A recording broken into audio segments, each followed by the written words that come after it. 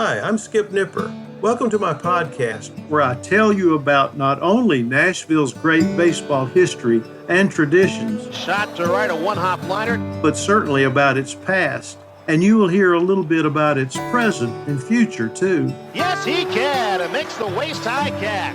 There are great stories about Tom Wilson Park, Herschel Greer Stadium, Sulphur Dell, and the players, coaches, and fans who love everything about baseball. And every once in a while, you will get to hear from a special guest who will share their fondness and even passion for the great game. It's a high fly ball down the right field corner, going way back, hits a lead-off home run.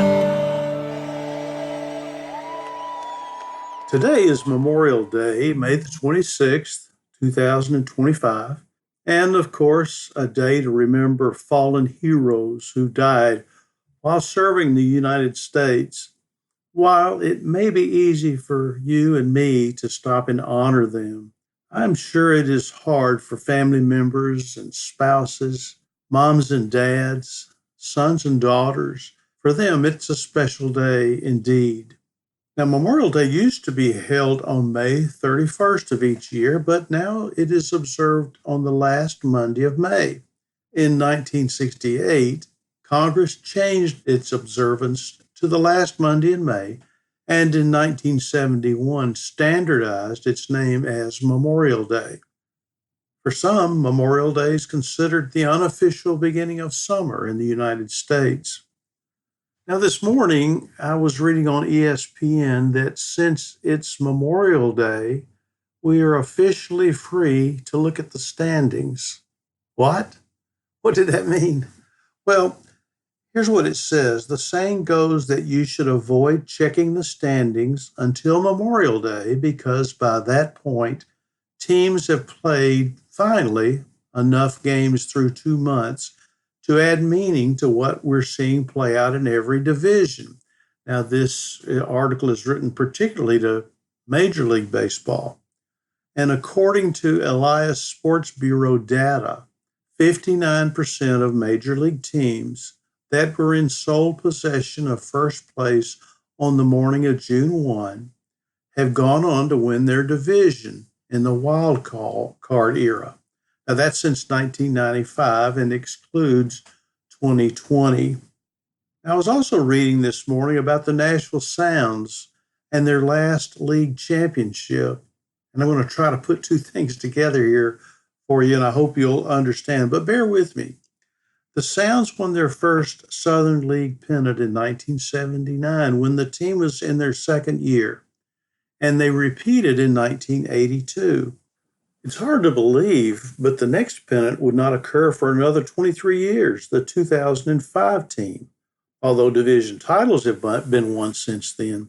Milwaukee had added the Sounds to their minor league stable and was managed by Frank Kremlis, a former minor league player in the Cincinnati Reds farm system between 1989 and 1996. And the team was stocked with future major league players Nelson Cruz, Prince Fielder, and Richie Weeks, among others. The club won the Pacific Coast League's Northern Division title on the next to the last day of the season, and then defeated Oklahoma 3-2 and swept Tacoma in 3 games to claim the championship, though Nashville's first title in 23 years. On that club, pitcher Ben Hendrickson was known for his 12-6 curveball that was rated the best curveball in the Brewers organization. The previous season, he was voted Milwaukee's minor league pitcher of the year while with Indianapolis and was named the International League's most valuable pitcher.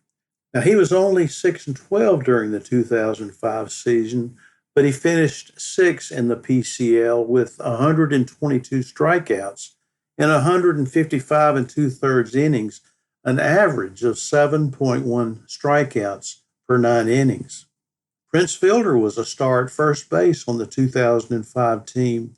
It was his 5th pro season, and he came through with 28 homers and 86 RBIs. I remember my dad sitting in our seats behind home plate at Herschel Greer Stadium and seeing Fielder slam a home run not only over the right field fence, but across the road, across Chestnut, and onto the top of the warehouse roof across the street. I don't think I'll ever forget that one. Dad used to talk about that even up until he passed. Nelson Cruz played in only 60 games with Nashville that season, but in the playoffs, he hit 4 home runs and drove in 11 runs and was named the MVP of the Pacific Coast League playoffs. And he'd been a member of Sacramento's PCL championship club the previous season in 2004. Richie Weeks was called up to the Brewers, but not before batting .320 in 55 games for Nashville that year. And he would finish the season with Milwaukee, holding down the second base position, and he stayed with them until 2014. Back to that championship series against Tacoma, Nashville won the first game 8-6 and took the second by an 11-5 score. And in the third game, and leading the series 2-0, the Sounds completed the sweep by a score of 5-2, as Cruz hit a 3-run home run in the top of the 13th inning for a lead Tacoma could not match. And it was Nashville's first AAA and Pacific Coast League championship. Now, checking on that statement published by ESPN about league standings after Memorial Day, where was Nashville after Memorial Day in 2005? Well, tied for first place. On May the 30th, Memorial Day 2005, the Sounds took their first series in 2 years by defeating the New Orleans Zephyrs 3-2, a home game at Greer Stadium. There were 5,313 fans on hand for the final game of the 4-game series.